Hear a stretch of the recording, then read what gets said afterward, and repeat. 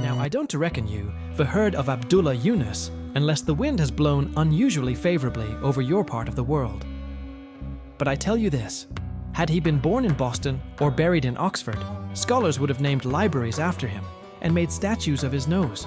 And not for nothing either, for aye. He was one of those rare breeds of men who wasn't after money, nor applause, nor the satisfaction of being right, though he very often was. No, sir. Abdullah Yunus was chasing something far trickier to catch. Truth.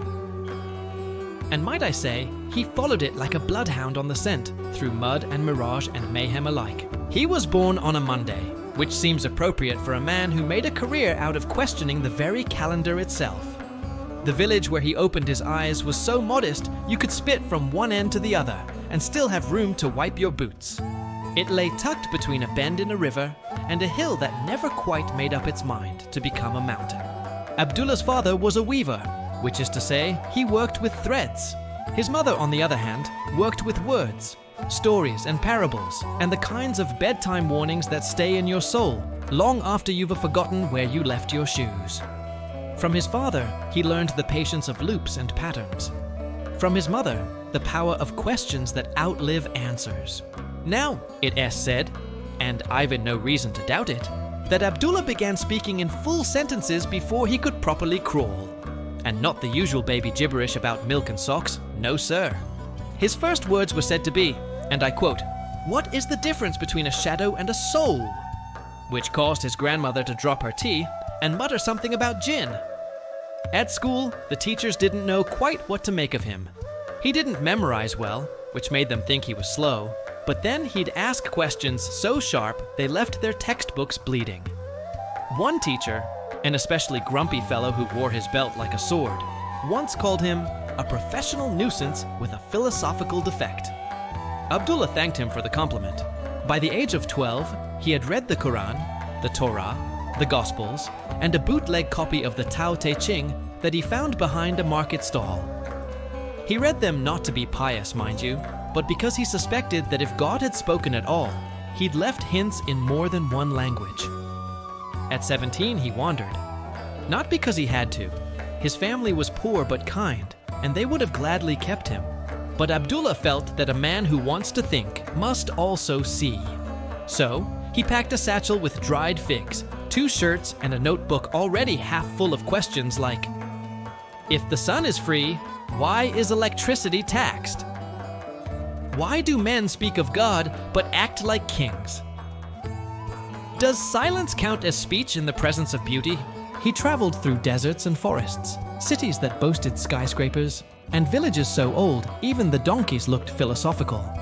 He worked as a librarian in Cairo, a stone hauler in Lahore, and once, for one glorious week, as a goat herder in Anatolia, where he claims to have had a better conversation with a goat than with most politicians.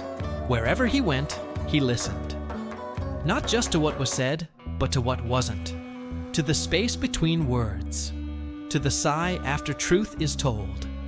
He had the kind of face that invited confessions, and the kind of eyes that looked like they were always translating the world into metaphor. Now, philosophers come in several flavors: academic, armchair, barstool, and barefoot.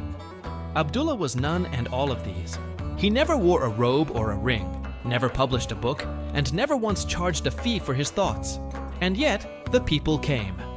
Old men with broken faith, young women tired of mirrors, workers, wanderers, the worried and the wondering. They all came. Some called him Ustad, some fool, some just brother. He answered to all three. His philosophy was simple, dangerously simple in fact. He said, if it doesn't make a child smile or an old man nod, it ain't truth, it's vanity. He believed in love, but not the kind in poetry books. The kind that boiled lentils when no one said thank you. The kind that stayed behind to sweep.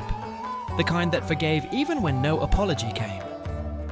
Once, a student asked him, "Master, what is the meaning of life?" Abdullah looked at the boy for a long moment, then pointed at a clay pot holding a single daisy. "That," he said, and your ability to still wonder about it. He had no followers, at least not officially. He discouraged fanaticism the way farmers chase off crows, but his words stuck to people's souls like dew on morning grass. They'd repeat them at weddings and funerals, in boardrooms and back alleys. One merchant in Beirut hung his quote above the register: "If your profit costs another man his dignity, you've sold your soul cheap." Of course, not everyone liked him. He once debated a university professor on national radio, and when asked about academic credentials, Abdullah said, "My degrees are measured in bruises and blessings, not paper." That didn't go over too well with the professors. And still, the stories grew. They say he once made a warlord cry by handing him a mirror. They say he calmed a riot with a poem about bread. They say he refused to speak for a year, only to utter on his return, "The world is louder than it is wise."